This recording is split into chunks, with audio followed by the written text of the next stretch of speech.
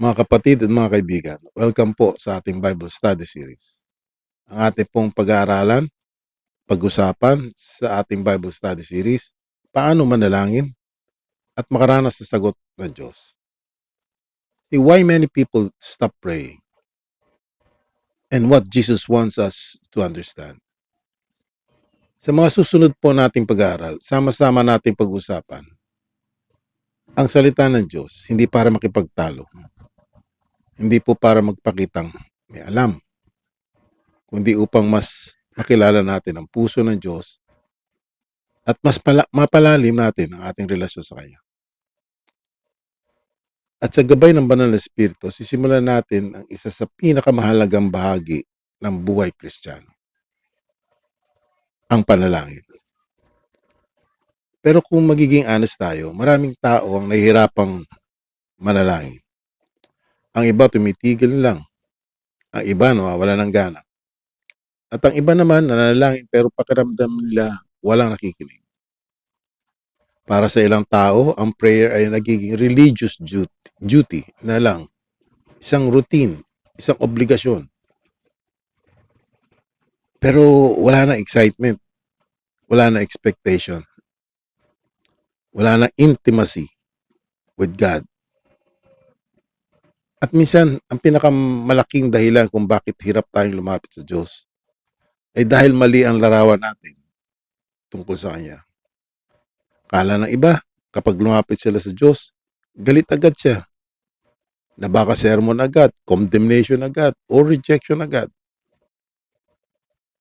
Pero hindi po ganun ang puso ng Diyos. Kapag tayo'y lumalapit sa Kanya, He welcomes us. Hindi niya tayo itinataboy. Hindi niya tayo agad pinapagalitan. At may magandang larawan niya sa Luke chapter 15 sa kwento ng prodigal son. Isang anak na lumayo, nag-aksaya ng buhay. Sinayang ang lahat hanggang sa dumating siya sa punto ng pagkawasak. Broken, empty, walang-wala.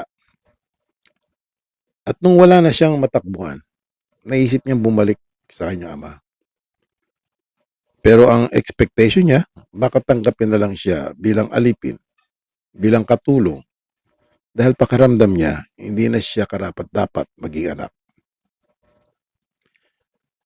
Pero habang siya ay papalapit pa lang, nakita na siya ng kanyang ama. At ayon sa Luke chapter 15 verse 20, and it says, And he arose and came to his father.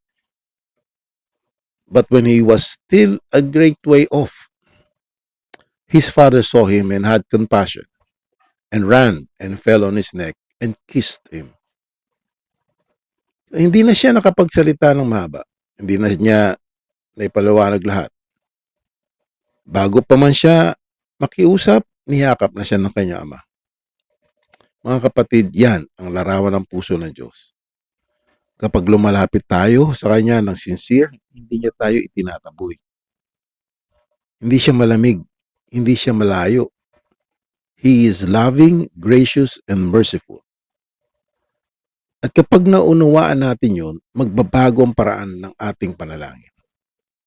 In James chapter 1 verse 5 says, If any of you lacks wisdom, let him ask of God, who gives to all liberally and without reproach.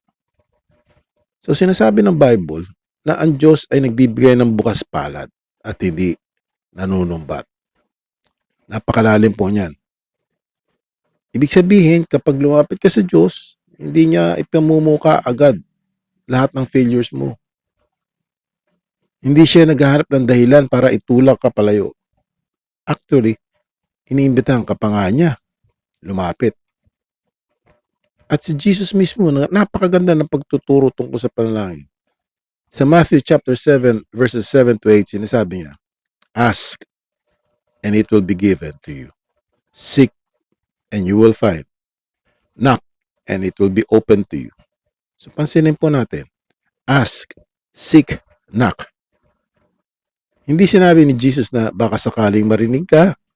Hindi niya sinabing, subukan mo lang. Ang sabi niya, everyone who asks, receives. Napaka-positibo ng invitation ng Diyos sa prayer. Sa Matthew chapter 21 verse 22, sinabi rin ni Jesus, whatever things you ask in prayer, believing you will receive. At sa Mark chapter 11 verse 24, and it says, whatever things you ask when you pray, believe that you receive them and you will have them. Napakahalaga pong maintindihan ito. Minsan kasi, kala natin ang prayer ay puro paghihintay lang. Pero ayon kay Jesus, may nangyayari agad kapag tayo ay nanalangin ng may pananampalataya. Maaaring hindi pa natin agad nakikita physically, pero spiritually, may tinatanggap na tayo mula sa Diyos. As sa John chapter 16 verse 24, sinasabi ni Jesus, ask and you will receive, that your joy may be full.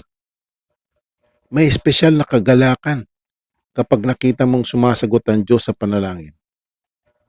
Isipin ninyo to, ang Diyos na lumikha ng langit at lupa, nakikinig sa panalangin ng ordinaryong tao. Hindi lang sa pastor, hindi lang sa preacher, hindi lang sa perfect Christians, kundi sa bawat taong lumalapit sa Kanya ng may pananampalataya. At gusto ni Jesus na maranasan natin ang joy na yon. Pero may mas malalim pa rito. Sa Revelation chapter 1 verses 5 to 6, sinasabi na tayo ay ginawa niyang kings and priests. Napakalalim po niyan. Anong ginagawa ng hari? They rule. Ano naman ginagawa ng pare? They offer sacrifices unto God.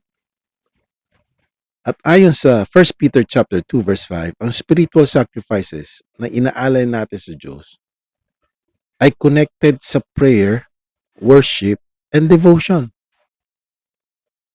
At maging si Jesus, ayon sa Hebrews chapter 5 verse 7, nag-alay ng prayers and supplications with tears before the Father.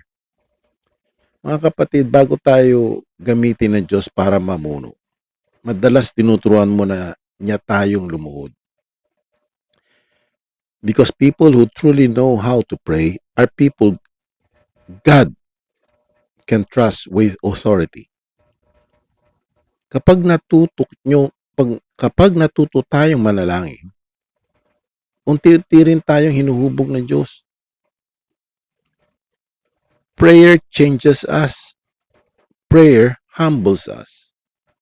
Prayer aligns us with the will of God. At dito po magsisimula ang ating journey sa Bible study series na ito. At sa mga susunod natin pag-aaral, pag-usapan natin paano ba talaga lumapit sa Diyos? Ano ang humahadlang sa prayer? Ano ang ibig sabihin ng praying in faith? Ano ang role ng pangalan ni Jesus? Paano manalangin ayon sa salita ng Diyos? At paano magkaroon ng mas malalim na relasyon sa Panginoon through prayer? At gusto ko rin pong sabihin, kung kayo po ay na-bless sa ating pag-aaral ngayong gabi, maaari po kayong mag-like o mag-comment kahit simpleng amen lamang. Malaking encouragement po yan para malaman natin na may mga kasama tayong nag-aaral ng salita ng Diyos. At sama-sama tayong lumalim sa pananampalataya. At open din po ako. Open ang ating comment section para sa inyong mga questions, insights, or prayer request. Sa abot po ng aking mga kaya, sa tulong ng Diyos at gabay ng Banal Espiritu, sisikaping po nating sagutin ang inyong mga katanungan base sa scripture at tamang context nito. God bless you everyone and see you po sa ating susunod na Friday Bible Study Series. This is Vic De Hoya of Guiding Light.